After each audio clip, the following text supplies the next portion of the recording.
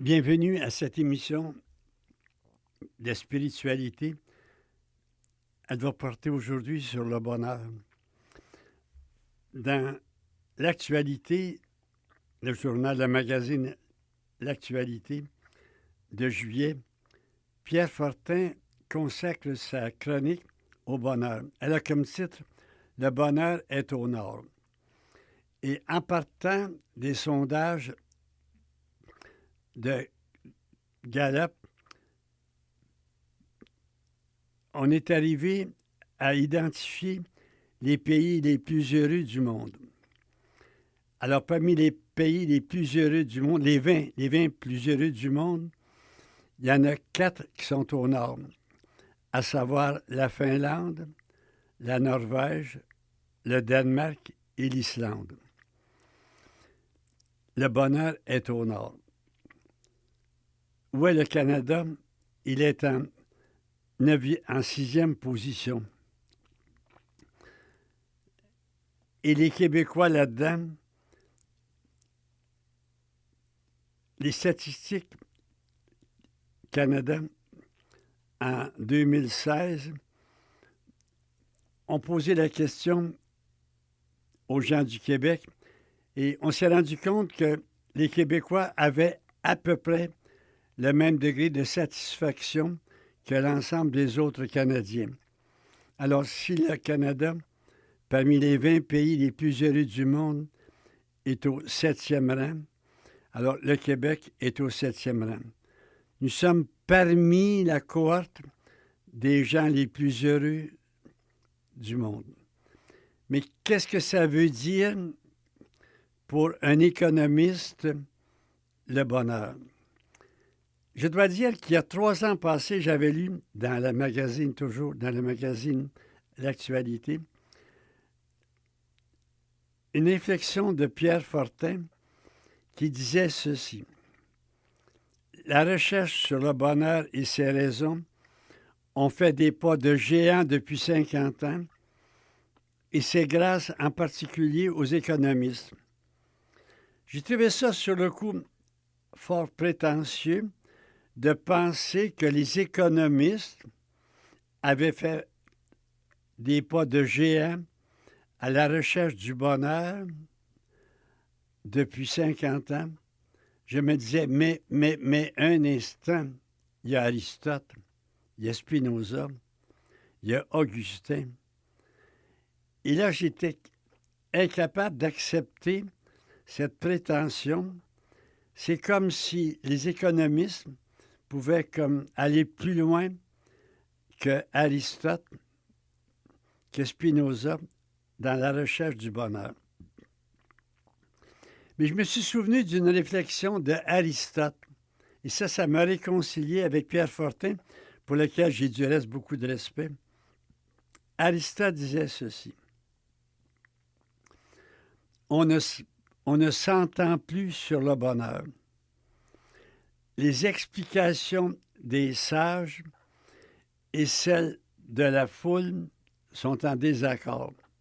Ça me fait allumer. Les explications touchant le bonheur des sages et de la foule sont en désaccord. Alors tout de suite, j'ai pensé que les économistes étaient du côté de la foule. Pas par choix. C'est parce qu'eux réfléchissent en partant non pas de la nature humaine profonde comme les philosophes, en partant de principes comme les philosophes, mais c'est en partant des faits. Or, tout cela est donné lors des résultats d'enquête Gallup. Alors, les économistes ont écouté la foule, ils sont du côté de la foule, encore une fois, pas par choix, mais par compétence, mais par formation. Ils sont l'oreille de la foule. Et ce qu'ils ont entendu de la foule, touchant le bonheur, c'est ceci. Qu'est-ce qui rend quelqu'un d'heureux? Sur le plan individuel, la foule répond une bonne santé. Bonne santé physique et mentale. Et c'est tout à fait vrai. Parmi tous les ingrédients du bonheur, la santé vient en tête de liste toujours. Moi-même, j'ai fait mes petites enquêtes demandant à des gens qu'est-ce qui rend quelqu'un heureux? La santé, une bonne santé. Alors, on ne peut pas contester, c'est comme unanime ce qui fait le bonheur, une bonne santé, suivre des relations amoureuses, familiales et amicales gratifiantes. Ensuite, un travail stable, rémunérateur et satisfaisant.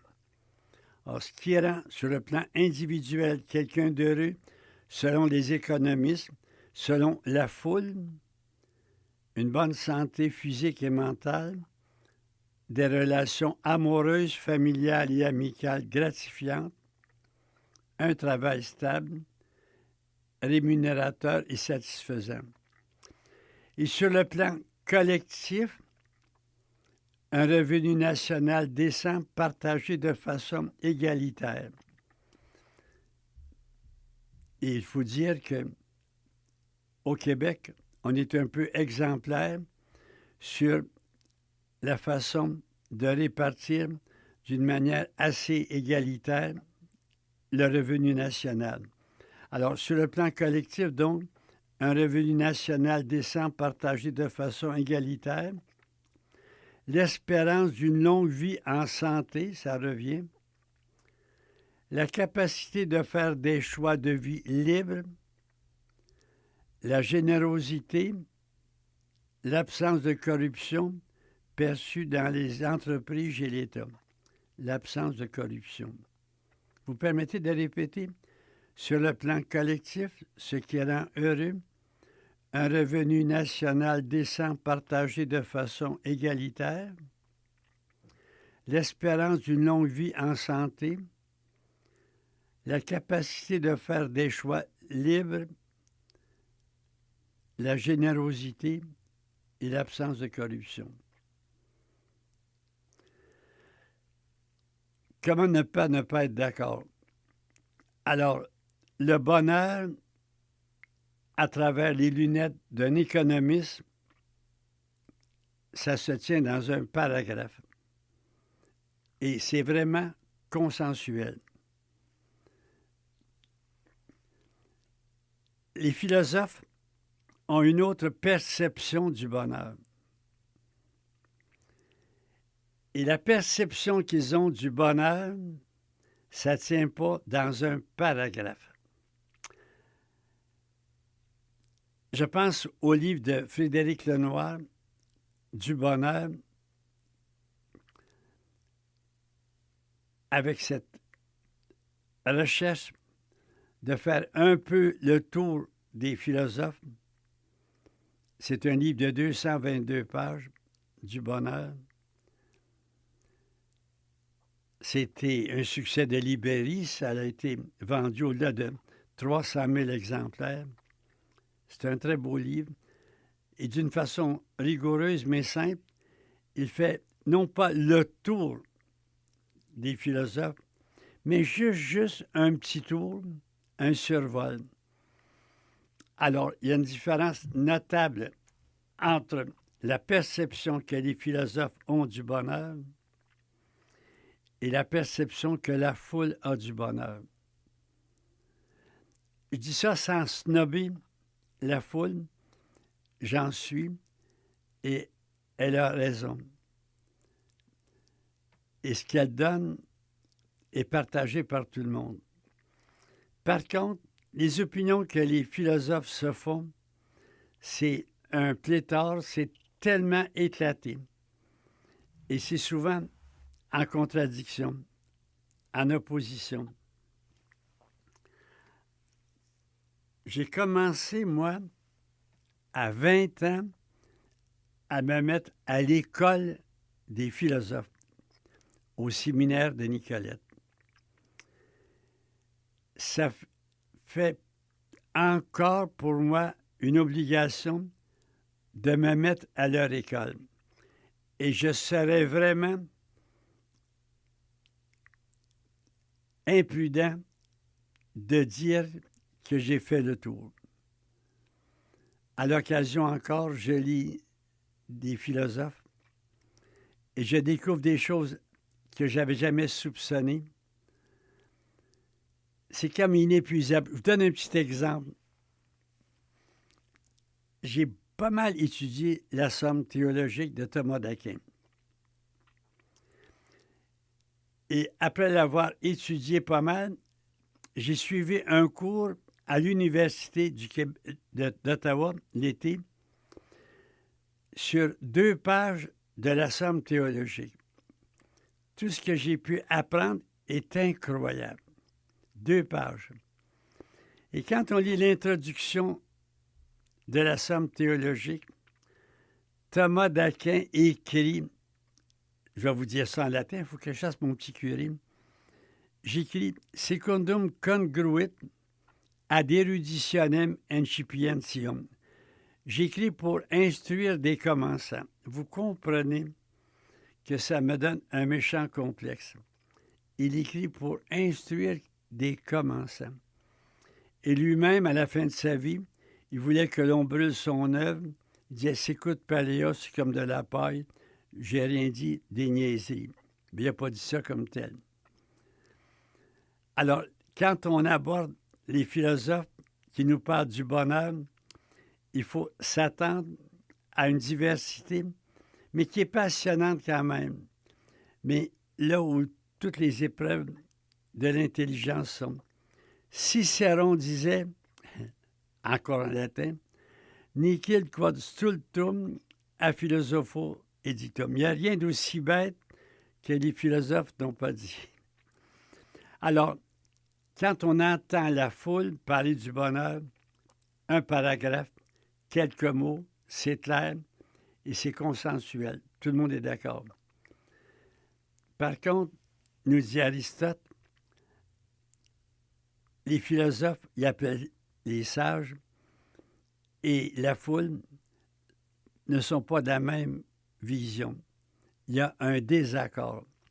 Alors, les économistes sont du côté de la foule, puis moi, par ma formation, je suis plutôt du côté des philosophes, mais je vous en prie, je vous en supplie, n'allez pas me prendre pour un savant. J'ai étudié pas mal longtemps, depuis l'âge de 20 ans que je continue, et j'ai pas du tout la prétention d'avoir fait le tour. Je serais d'un aveu culotté si je disais que j'ai fait le tour. Mais pour le petit bout que j'ai pu comprendre, je voudrais vous le partager en l'intégrant à ma propre vie. Quand je regarde le bonheur pour la foule, j'ai des grosses questions. Ce qui vient en tête de liste, c'est une bonne santé physique et mentale. Mais, le jour où la santé flanche, qu'est-ce qui arrive? Ce qui fait le bonheur pour la foule, ce sont des relations amoureuses, familiales, amicales, gratifiantes. Et qu'est-ce qui arrive quand on est confiné à une certaine solitude? Ce qui fait le bonheur pour la foule, c'est un travail stable. Mais quand on est comme à la retraite ou quand on est malade, ce qui fait le bonheur, c'est un travail stable, rémunérateur et satisfaisant. Rémunérateur. Alors qu'à la retraite, on fait un travail qui ne l'est pas, mais qui est important aussi. C'est dire que ce que la foule me dit comme ingrédient du bonheur, pour moi, c'est merveilleux, c'est beau, mais ça reste donc fragile. Qu'arrive-t-il le jour où ces ingrédients ne sont pas au rendez-vous? On prend un petit moment pour y réfléchir.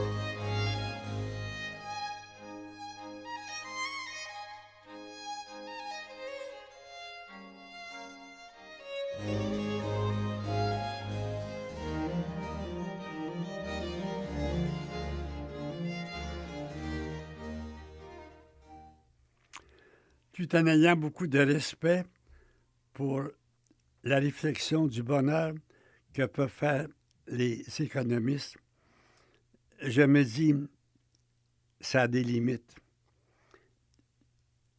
Par contre, ce que peuvent dire les philosophes, c'est, à mon avis, quelque chose qui est plus sûr, qui est plus durable. Par exemple, pour les économistes, ce qui fait partie du bonheur, c'est un travail stable, rémunérateur et satisfaisant. Mais pour les philosophes, le travail, c'est le travail sur soi. Creuser notre nature. Voyez, c'est un travail. Et c'est un travail jamais fini. Car comme dit l'Écriture sainte, le cœur de l'homme est insondable. Alors vous voyez, juste par cet exemple, le travail, c'est pas le travail rémunérateur qui intéresse les philosophes, encore qu'ils ne le mettent pas de côté. Il faut un minimum de bien-être et aussi de santé. Yvon Deschamps a pas mal résumé ce que des économistes peuvent dire. Bon, il caricature, c'est Yvon Deschamps. Il disait, vaut mieux être riche et en santé que pauvre et malade. C'est assez impressionnant quand même. Vaut mieux être riche et en santé que pauvre et malade. Alors, le travail, ce n'est pas le travail rémunérateur, c'est le travail sur soi. C'est un exemple que je donne. Les relations amoureuses, familiales et amicales, pour les philosophes, c'est quelle est la relation que j'ai avec moi-même. En d'autres mots, est-ce que je suis de bonne compagnie pour moi-même? Vous voyez, ce n'est pas tellement les relations amoureuses, c'est d'abord, je ne dis pas que c'est exclu, mais c'est d'abord la relation amoureuse avec moi-même. Est-ce que je suis capable de me fréquenter, de m'endurer, d'être heureux avec moi-même? Voyez comment la différence est considérable. Et pour moi, le bonheur, c'est d'être bien avec moi-même, mais parmi les autres. De savoir que je suis de bonne compagnie pour moi-même. Et quand j'entends cela, ce n'est pas du narcissisme parce que je suis capable, me semble-t-il, de vouloir vivre ça parmi les autres.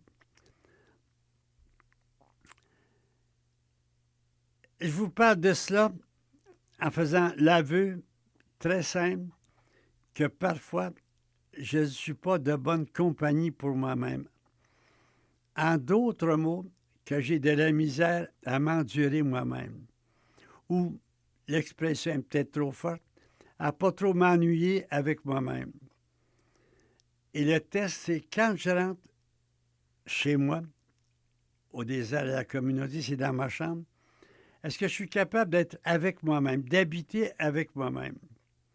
Tu sais, je pense au fondateur des Bénédictins, Saint Benoît, qui a été 3 ans dans une caverne sans sortir.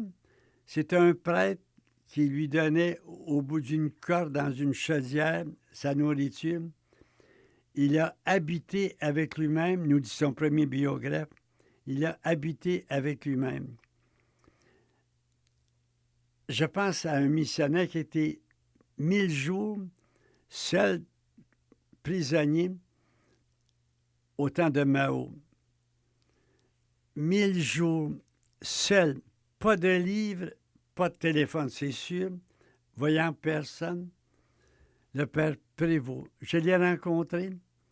Pour ne pas devenir fou, il avait réussi à faire des nœuds avec ce qui lui restait de soutane. C'est ce qui l'a empêché de devenir fou. Mais n'empêche qu'on lui avait lavé le cerveau. Lorsqu'il a été libéré, il a engueulé ses confrères pour leur capitalisme, pour leur confort. On lui avait lavé le cerveau. Mais imaginez, 3 ans seul. Alors, est-ce que je suis capable d'habiter 1 heure seul avec moi-même? Je vous pose la question, là, vous qui m'écoutez, quand vous entrez dans votre chambre, qu'est-ce que vous faites? Ou dans votre maison et que vous êtes seul? La radio, la télé, manger, téléphoner, lire. Si vous étiez vraiment là, heureux avec vous-même, comme dit Gustave Thibon, il n'y a pas de plus grand bonheur que d'être dans une chambre seule avec l'être que l'on aime. Bon, c'est un petit test. Essayez, en entrant chez vous, en étant seul, d'habiter avec vous-même sans absolument rien pour vous en sortir, une lecture, un téléphone, la télé. C'est ce que Pascal disait, hein, le drame de la personne humaine, c'est d'être incapable d'être seul, tranquille dans sa chambre. Alors, est-ce que je suis de bonne compagnie pour moi-même? En d'autres mots, est-ce que je m'aime assez pour être heureux avec moi-même, mais c'est toujours parmi les autres? Je vous ai dit tout à l'heure que ma réponse, c'est très nuancé. Pourquoi? Parce qu'il y a une partie de moi-même que je trouve détestable.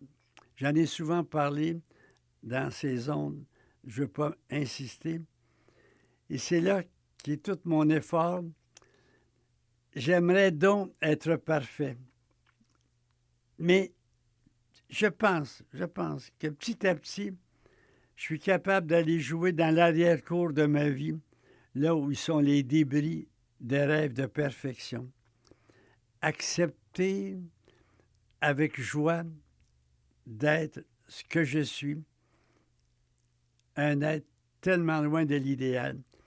Vous avez dû me voir quand j'étais ordonné prêtre à 25 ans.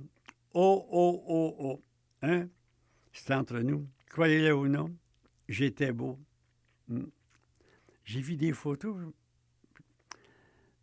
Je me regarde aujourd'hui. Une ruine.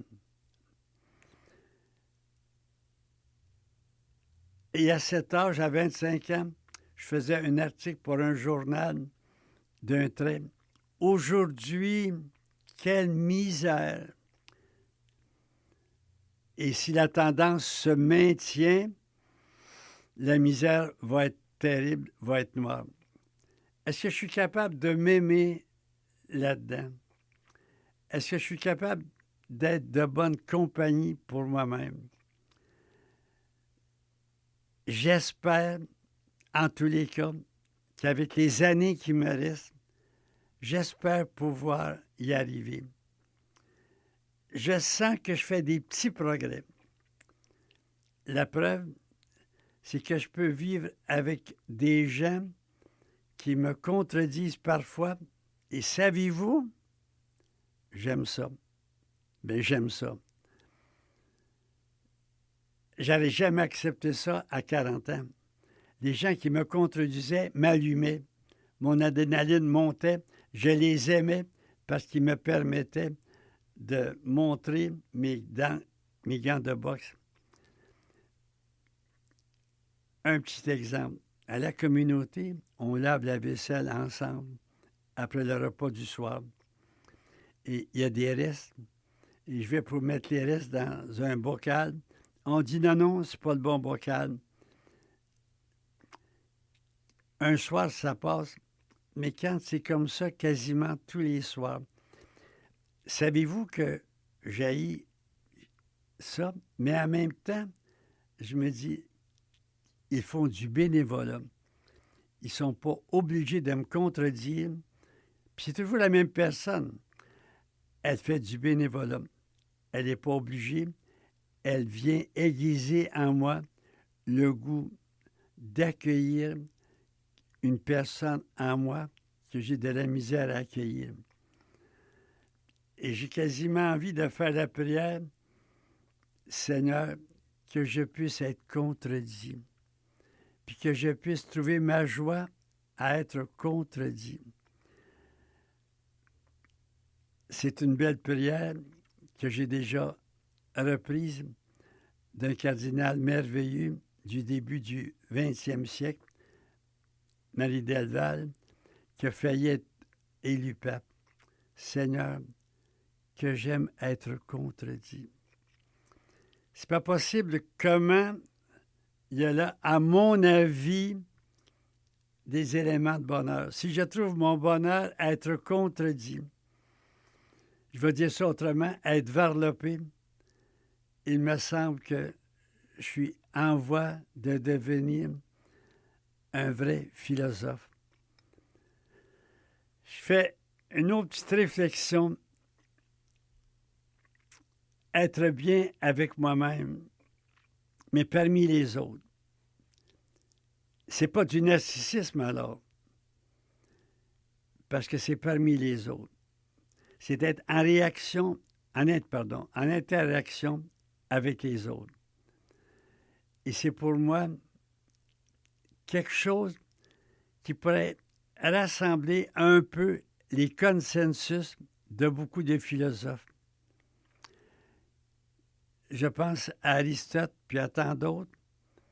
Ils avaient du bonheur une conception tellement incluante les autres. Ils ne pouvaient pas s'imaginer être heureux seuls. C'est évidemment la culture du temps. Je veux dire que le nous était fort à l'époque. C'est seulement dans les temps modernes que le je a pris le dessus, de sorte que notre culture individualiste, c'était inconnu pour les gens du temps. Je dois donc faire un peu le décalage des cultures. Être heureux avec moi-même parmi les autres. Avoir du bonheur à me fréquenter. Puis à trouver merveilleuses mes niaiseries, être capable d'en rire, de ne pas me prendre au sérieux, puis en même temps de m'émerveiller des bons coups, parce que ça arrive de temps en temps, de garder cette capacité de m'émerveiller devant moi. J'en suis pas quand même à me vouvoyer. J'en suis pas quand même à allumer un lampion devant ma photo, loin de là. Mais j'aimerais quand même en arriver à m'accueillir de sorte que je suis capable de survivre seul, mais seul, très heureux, sans pour autant fermer ma porte aux autres.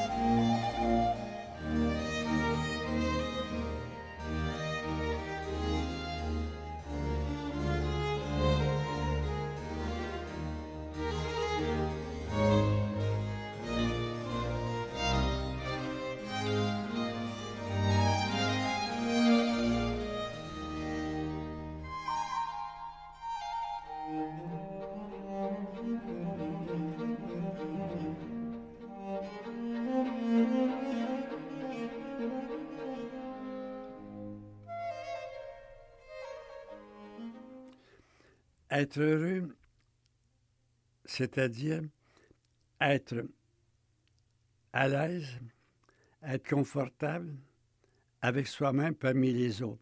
J'ai besoin des autres pour me stimuler à être moi-même. Frédéric Lenoir écrit « Le bonheur consiste à vivre selon notre nature profonde en développant notre personnalité. » Il commente ainsi le mot de Goethe, « Le bonheur le plus grand est la personnalité. » En d'autres mots, habiter avec moi-même, ça n'a rien de stable. J'ai à creuser ma nature profonde qui est unique, la mienne, la vôtre, chacune de nous. Et de savoir que mon idéal, ce n'est pas d'être comme un tel, c'est d'être comme Gérard Marier. Alors, habiter avec moi-même, ce n'est pas me croiser les bras, c'est de continuer à creuser ma personnalité. Et il me semble que plus on vieillit comme sage, plus on est unique. Et je vois ça dans la vie de couple. L'homme et la femme qui ont beaucoup de sagesse, plus ils vieillissent ensemble, plus ils se distinguent l'un de l'autre, plus ils sont en prise avec leur moi profond. Notre civilisation, elle est très paradoxale. D'un côté, on personnalise les services, on personnalise les goûts, on veut avoir une voiture selon tel et tel modèle, on veut même avoir un enfant qui a tel et tel caractère par les techniques in vitro. Puis en même temps, c'est pas possible comment il faut rester dans les rangs. Et la sécurité, c'est d'être comme tout le monde. Et on accepte mal que des gens dépassent. C'est un petit peu le lit de Procus, un barbare qui tuait ses victimes, puis les étendait sur le lit, sur un grabat, puis il fallait qu'il soit de la longueur du grabat. Quand il avait les jambes trop longues, il les coupait. Quand il avait les jambes trop petites, il les allongeait, il tirait dessus. Alors nous sommes un petit peu avec cette mentalité-là qui est très paradoxale, en même temps qu'il faut avoir des services très personnalisés. Le bonheur, développer notre personnalité. Le bonheur, c'est dans l'interaction avec les autres, arriver à me connaître en profondeur et à creuser ce que je suis. C'est ce que le psychiatre suisse Gustav Jung appelle le processus d'individualisation qui se réalise bien souvent aux alentours de la quarantaine, quand nous dressons un premier bilan de notre existence. Nous découvrons alors que nous ne sommes pas assez nous-mêmes. Et c'est tout un travail d'accepter d'être nous-mêmes. C'est un travail colossal. Beaucoup le commencent, très peu l'achèvent. Moi, dans mon expérience pastorale, j'ai rencontré très peu de gens qui sont allés jusqu'au bout de ce travail, c'est-à-dire jusqu'à aimer leur côté détestable. Pour ma part, c'est encore largement à venir.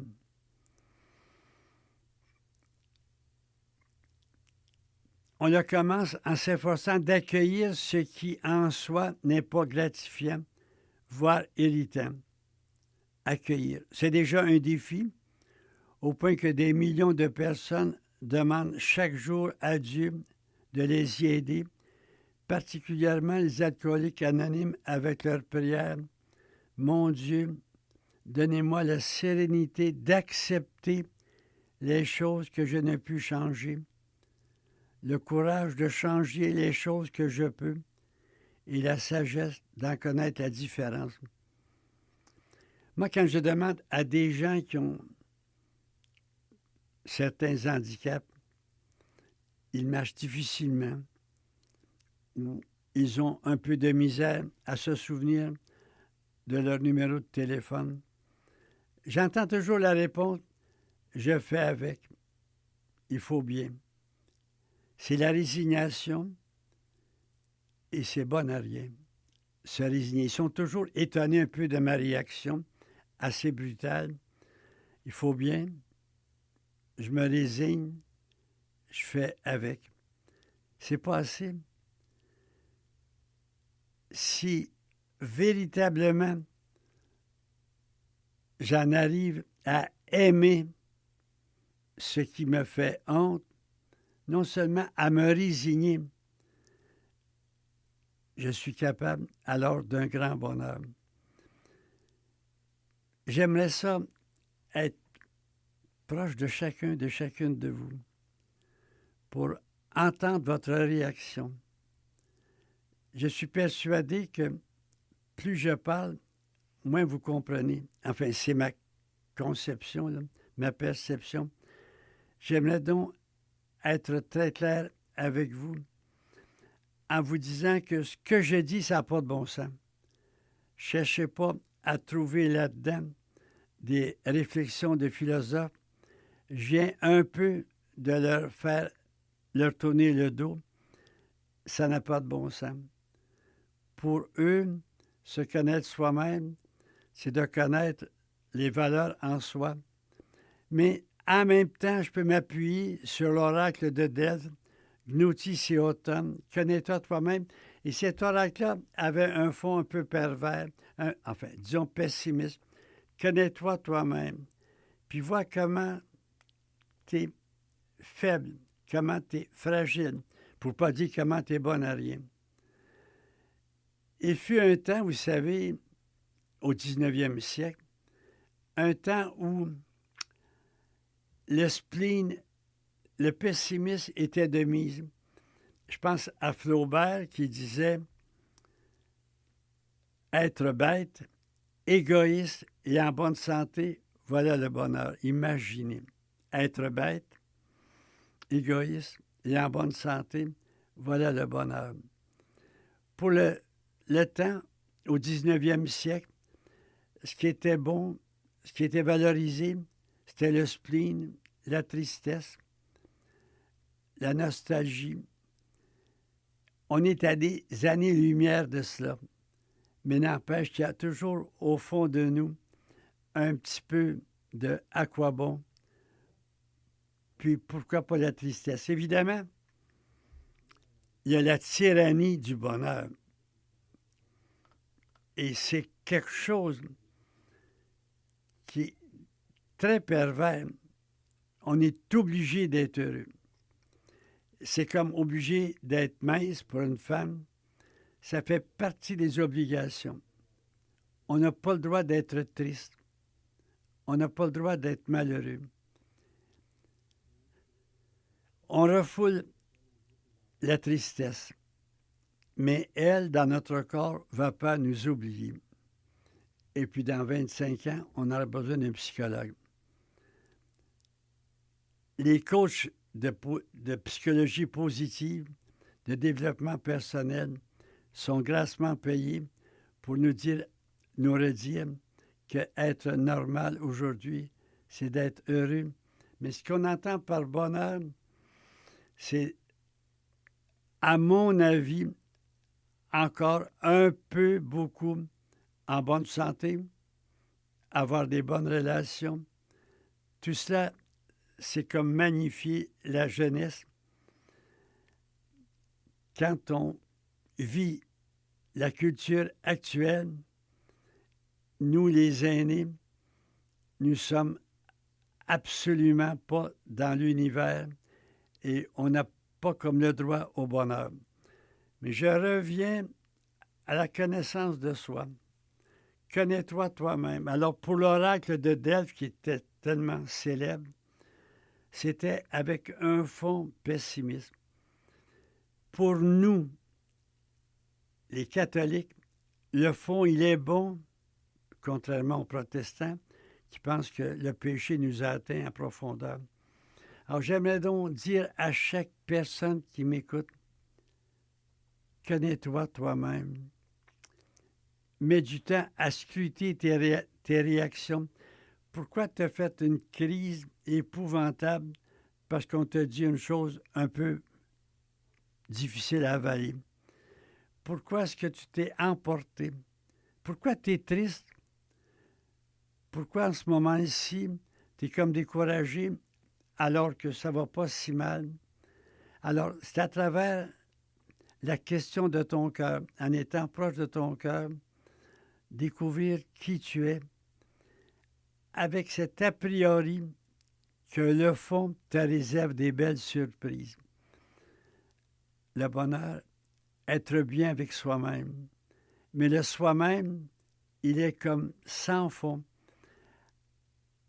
Et le test de ça, quand tu dis en toi-même, mon mari, je le connais, ma femme, je le connais, mon enfant, je le connais, mon voisin, je le connais, moi, je n'y crois à rien. Tu sais qu'il aime la soupe au brocoli, puis après. Tu sais qu'il aime la musique rock, puis après. Notre connaissance des autres, elle est tellement superficielle. Mais les vrais couples, là, quand on célèbre leur noces d'or, ils nous font la confession. Quand je l'ai mariée, je ne la connaissais pas. Et après 50 ans, je commence un peu à la connaître. J'aimerais donc que nous puissions secouer nos torpeurs, nos paresses et nos peurs de l'inconnu en disant, moi, là, aujourd'hui, en écoutant ce délire de Gérard Marié, j'ai le goût d'habiter avec moi-même, mais sans me croiser les bras, sans me dire, je suis arrivé au bout de ce que je suis. J'aimerais donc, en vous parlant ainsi, m'écouter moi-même. Et que j'aimerais donc, en mourant, ne pas mourir à mi-chemin de ce qu'est Gérard Marié. J'aimerais donc me rendre jusqu'au bout de ce qu'il est, en étant sûr que la merveille, elle est au bout. Tu sais, j'écoute le psaume 139, verset 14. Là. Oui, je le confesse, je suis une vraie merveille. Là. Le jour où je vais dire ça, là, en vérité, que ça serait donc merveilleux, que je suis une vraie merveille. Je l'ai dit du bout des lèvres, je l'ai dit comme ça en passant, je l'ai dit, mais est-ce que mon corps est au courant? Est-ce que les fibres profondes de mon être le savent que je suis une vraie merveille? Mes frères, mes sœurs qui m'écoutez, est-ce que vous pouvez répéter là, lentement? Oui, je le confesse, je suis une vraie merveille. Oui, je le confesse, je suis une vraie merveille. J'aimerais ça que nous puissions le dire. On appelle ça la pédagogie musculaire. C'est à force de le dire qu'on finit par y croire. Et c'est ce que j'aimerais que l'on puisse ensemble y croire véritablement.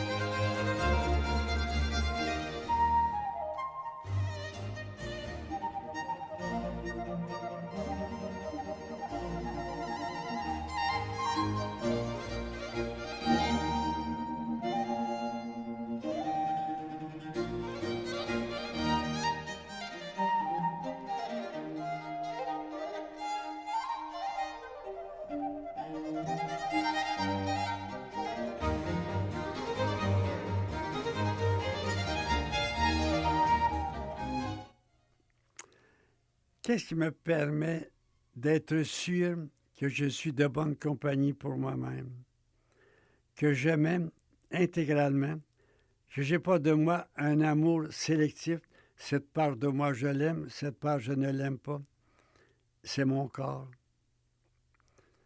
Mon Bourquette nous dit, on peut se mentir à soi-même, mais le corps ne ment jamais. C'est beau?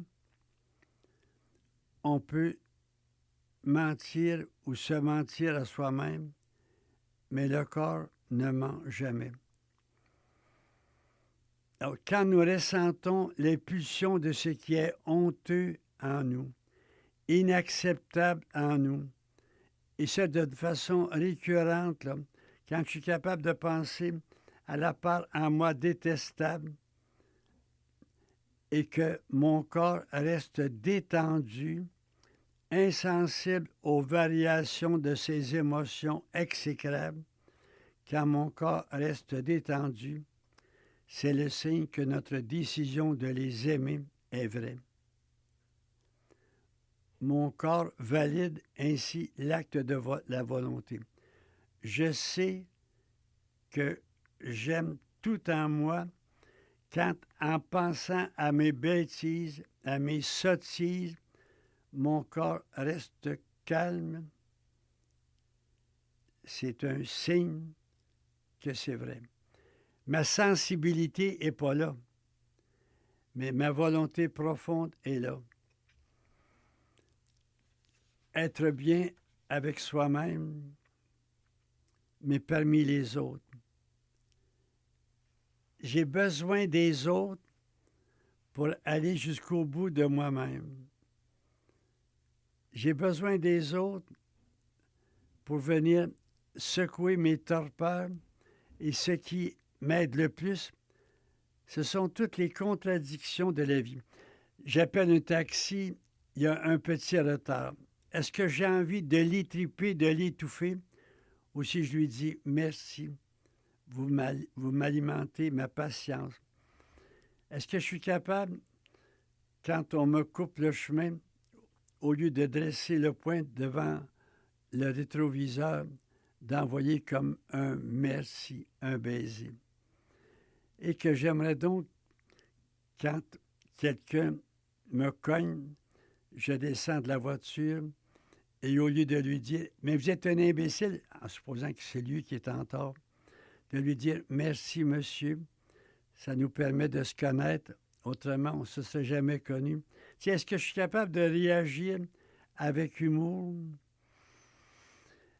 en riant peut-être moi-même de mes sottises? Il m'est arrivé une fois dans un centre d'achat de monter dans une voiture, puis il dit « Comment ça se fait qu'elle ne démarre pas? » C'était la voiture d'un autre. J'ai été surpris de rire de cela. Et c'est pour moi une bonne note de passage. Des fois, vous savez, je suis assez fier de moi. Ça n'est un petit exemple. Je termine mon délire avec une prière. Parce que ce que je dis là, en partant d'une émission sur les philosophes, c'est tellement un peu beaucoup au-delà des philosophes. Sans les nier, Seigneur, que ton esprit nous inonde. Nous avons de nous-mêmes une perception tellement négative, particulièrement quand on est malade, quand on est impotent, quand on est un peu réduit à vivre seul. Que ton Esprit, Seigneur, surabonde en nous. Qu'il vienne nous donner l'image que lui a de nous, afin que nous puissions exulter de bonheur dans nos pauvretés, dans nos limites, accepter pleinement nos fragilités. Esprit de Dieu, viens nous aider à lâcher prise. Et ici, nous rejoignons philosophes et psychologues. Oui, Esprit de Dieu, viens nous aider à lâcher prise. Comme j'aimerais, mourant, ouvrir les mains, laisser tomber mes armes ou mes moyens de défense, être comme tout nu, être comme ces hommes dans certaines cultures qui, étant devenus vieux, se retirent de la tribu, se couchent par terre tout nus, ne faisant qu'un avec la terre qui les reçoit.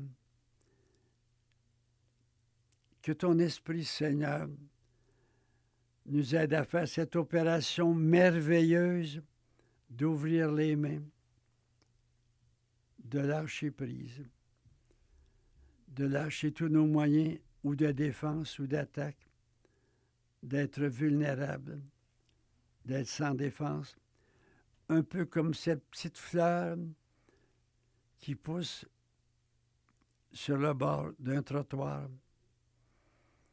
comme elle est sujette à être piétinée, mais en même temps, quand on la découvre, elle fait sourire le passant.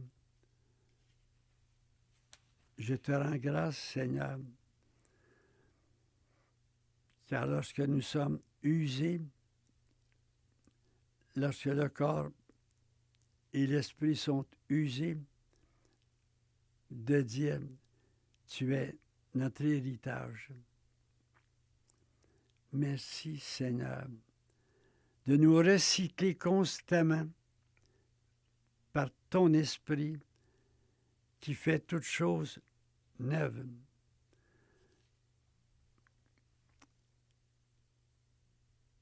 Mais comme j'aimerais ne jamais fermer ma porte aux autres, mais de rester ouvert pour les accueillir en leur disant comme à moi-même le plus beau mot que j'aimerais dire à la fin de ma vie.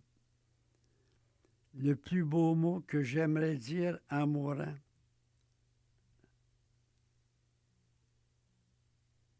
J'aime. Il me semble que je ne pourrais jamais dire quelque chose de plus beau en mourant.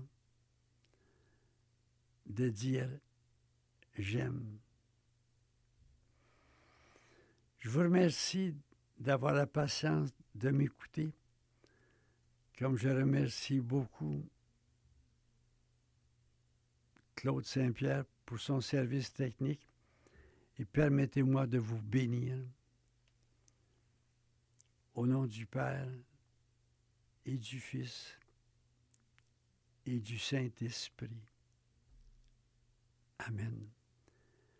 À la semaine prochaine, ici Gérard Marié.